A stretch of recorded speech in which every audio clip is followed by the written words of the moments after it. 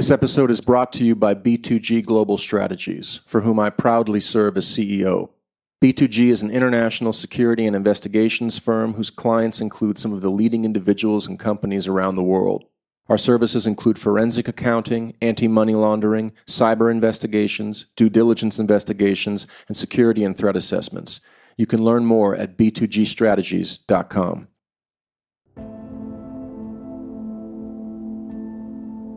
This is Matthew Kraig Kelly, host of The Looking Glass. The Jeffrey MacDonald case has produced a half-century of documentation, including multiple legal proceedings, as well as a number of books and documentary films. It is one of those stories that has given rise to a range of interesting subplots, few of which we explore in our 10 episodes for Season 1 of The Looking Glass. So we thought we would explore one or two of these subplots in mini-episodes. While Fatal Vision is the book most widely associated with the Jeffrey MacDonald case, a second case-related book that has generated much discussion over the years is Janet Malcolm's The Journalist and the Murderer, which was published in 1990. The book's opening line, in particular, has gained a measure of fame, or infamy, depending upon whom you ask. It reads, "Every journalist who is not too stupid or too full of himself to notice what is going on knows that what he does is morally indefensible." Translation, journalists manipulate their subjects. They earn their subjects' trust only to betray it.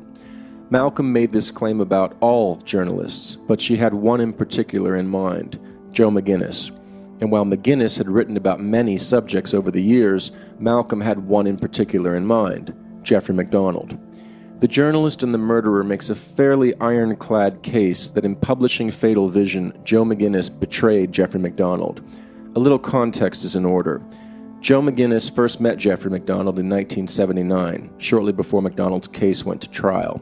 McGinniss was writing for a local Los Angeles publication at the time and had gotten wind of MacDonald's impending trial and also of the fact that MacDonald was then practicing medicine in Southern California. He found the situation, particularly MacDonald's standing trial for a crime that military authorities had cleared him of a decade earlier, intriguing and novel. By all accounts, including both McGinniss's and MacDonald's, the two men took an instant liking to one another and got along famously. Like almost everyone else who met MacDonald, McGinniss found the doctor charismatic, articulate, and highly intelligent. For his part, MacDonald enjoyed McGinniss's biting East Coast wit and admired his professional accomplishments. The two also had a lot in common. As Errol Morris writes, McGinniss and MacDonald were roughly the same age. McGinniss was born on December 9, 1942, MacDonald on October 12, 1943, less than a year apart. Both came from lower middle-class families. Both were on the fast track. McGinniss in 1969 had published a bestseller, The Selling of the President in 1968. MacDonald had gone to Princeton, received early admission to medical school at Northwestern, and became a Green Beret doctor with a promising career ahead of him. Both had married early and had been unfaithful to their wives. Also, prior to the murder of MacDonald's family, he and McGinniss had both had 2 young daughters. The rapport between McGinniss and MacDonald was such that MacDonald asked the author to write a book about his case and promised McGinniss full access both to the trial proceedings and to the defense's case file. McGinniss was game, and no doubt thrilled at the opportunity, but was adamant that he retain full creative control of the book. Although his attorneys were less than comfortable with this scenario, they ultimately signed off on the proposal with one proviso. Bernie Siegel asked that one line be added to the contract before it was signed, such that the document's key passage would read, "I, MacDonald, realize, of course, that you do not propose to libel me. Nevertheless, in order that you, McGinniss, may feel free to write the book in any manner that you deem best, I agree that I will not make or assert against you, the publisher, or its licensees, or anyone else involved in the production or distribution of the book, any claim or demand whatsoever based on the ground that anything contained in the book defames me." To this passage, Siegel added the phrase, "provided that the essential integrity of my life story is maintained." This phrase would become a kind of legal life raft for MacDonald when, on September 18, 1983, 4 years after his conviction at the 1979 trial, he learned that McGinniss's book would not, in fact, be exonerating him. The circumstances of MacDonald's moment of truth were about as inauspicious as they come. September 18, 1983, was the season premiere of CBS's immensely popular news show 60 Minutes. The episode featured an interview with MacDonald from prison, wherein the famed journalist Mike Wallace spoke on camera with the now incarcerated doctor. MacDonald knew the piece would take McGinnis's book as its point of reference and was therefore eager to echo and amplify the book's case for his innocence. And then, on camera, he learned the truth. Fatal Vision would not make the case for his innocence, but rather for his guilt. McGinniss had portrayed him as a psychopathic killer whose life had been one long masquerade of decency. Between the 60 Minutes interview and the following year's NBC miniseries version of Fatal Vision, McGinniss had buried Jeffrey MacDonald with the public, or, in MacDonald's view, spit on his grave and stabbed him in the back. The viewing public was completely unaware of this background, of course. They regarded Joe McGinniss as a dogged, truth-seeking investigator who was simply relating his findings to the world, as any good journalist would. It was not until MacDonald filed a lawsuit against McGinniss, culminating in a 1987 trial, that those still following the case would learn of the sordid circumstances culminating in Fatal Vision's 1983 publication.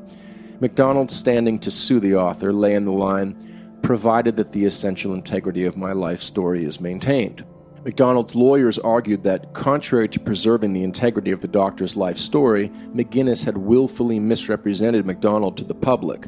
Among other things, they contended, McGinniss had solicited from MacDonald private details of the doctor's marriage and sex life on the pretext that these details would not be shared with the public, and then spliced these same compromising details into the text of Fatal Vision as the voice of Jeffrey MacDonald. Enter Janet Malcolm. Malcolm wrote for The New Yorker. Remember that opening line of The Journalist and the Murderer? Every journalist who is not too stupid or too full of himself to notice what is going on knows that what he does is morally indefensible. Working with the discovery documentation produced at McGinnis's 1987 trial, Malcolm made a powerful case that McGinniss had, in fact, willfully betrayed Jeffrey MacDonald by reassuring him, right up until the point of Fatal Vision's publication, that the book would make the case for MacDonald's innocence. Crucial to Malcolm's argument were a series of letters that McGinniss had written MacDonald after the doctor's 1979 conviction and during the period when McGinniss was writing Fatal Vision. Here are a few examples. Quoting from one of McGinniss's letters to MacDonald, "It's a hell of a thing. Spend the summer making a new friend and then the bastards come along and lock him up. But not for long, Jeffrey. Not for long." McGinniss also wrote MacDonald, "Total strangers can recognize within 5 minutes that you did not receive a fair trial." Again, the journalist wrote these words to the murderer post-conviction, and yet McGinniss told the reporter Mike Wallace that the evidence presented at trial is what had persuaded him of MacDonald's guilt. He likewise told the journalist Bob Keeler, "I knew enough from the day he was convicted so that I would have voted for conviction, as did anybody who spent every day in that courtroom." Try squaring these statements with another McGinniss made in one of his post-conviction letters to MacDonald.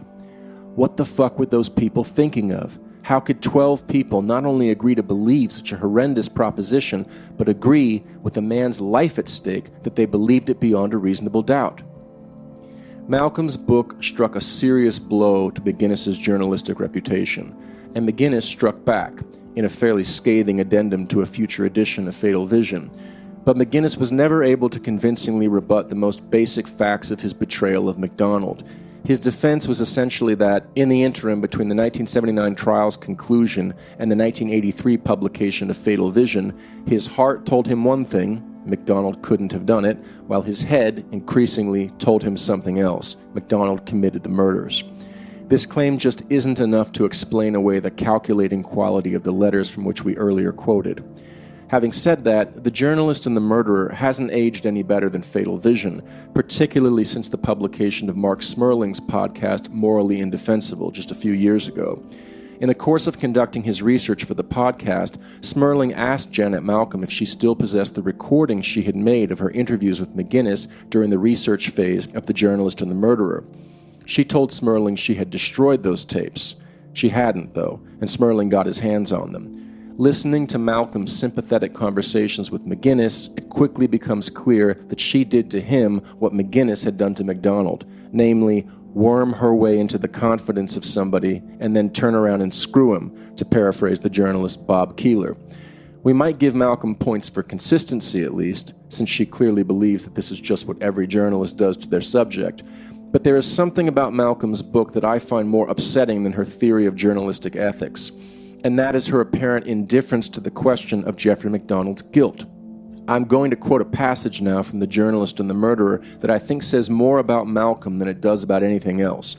And I should note that the same passage struck Errol Morris, who gave his own opinion of it in A Wilderness of Error. Quoting, "I asked MacDonald about his life in prison, and he spoke for 20 minutes on the subject. You ask this man a question, and he answers it. After my return to New York, and for the next 8 months, I experienced, as McGinniss had experienced, MacDonald's exhaustive and relentless responsiveness. The briefest and slightest of inquiries on my part would bring 20-page replies from MacDonald and huge packages of corroborating documents. MacDonald does nothing by halves, and just as McGinniss had felt oppressed by the quantity of extraneous details in MacDonald's tapes, so was I oppressed by the mountain of documents that formed in my office. I have read little of the material he has sent: trial transcripts, motions, declarations, affidavits, reports. A document arrives, I glance at it, see the words bloody syringe, blue threads, left chest puncture, unidentified fingerprints, Kimberly's urine, and add it to the pile. I know I cannot learn anything about MacDonald's guilt or innocence from this material. It is like looking for proof or disproof of the existence of God in a flower. It all depends on how you read the evidence. If you start out with the presumption of his guilt, you read the documents one way, and another way if you presume his innocence. The material does not speak for itself." Morris finds this passage disturbing and problematic. I find it repulsive and characteristic of a form of elitist pseudo-intellectualism that is all too typical of The New Yorker and similar publications. The ultimate effect is to get Malcolm off the evidentiary hook. You see, she's too sophisticated to fall into that trap of the simpleton, the idea that with enough empirical commitment and analytical rigor, questions of guilt and innocence actually can be answered. But that takes a lot of work. And why do that work when you could instead navel-gaze and pat yourself on the back for it? Why be diligent when you can dress up your laziness as world-weary wisdom?